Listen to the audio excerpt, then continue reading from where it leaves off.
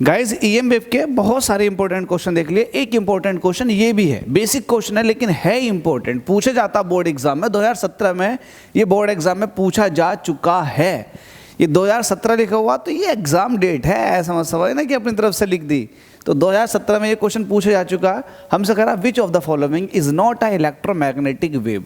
Electromagnetic wave नहीं है। और मैंने आपको इलेक्ट्रोमैग्नेटिक वेव का पूरा स्पेक्ट्रम बताया था, फिर से लिख देता हूँ। ये होता है, देखो आंसर तो मैं इसके 4 सेकंड में देके निकल जाऊंगा, लेकिन मैं इस तरह के हजारों क्वेश्चन का आंसर इसी में देना चाहता हूँ। तो आप इलेक्ट्रोमैग्नेटिक वेव का स्पेक्ट्रम लिख लो। ये होता है गाओ एक्स पर देखकर अब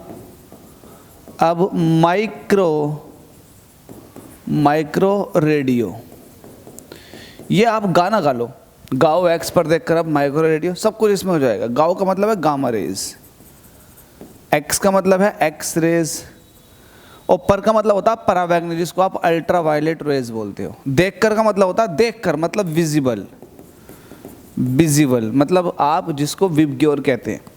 अब का मतलब होता है अब्रक्त मतलब इंफ्रारेड, माइक्रो में चली जाएगी, और रेडियो में चली जाएगी। तो ये कुछ इस तरह से एक ऑर्डर आता है इलेक्ट्रोमैग्नेटिक वेव का।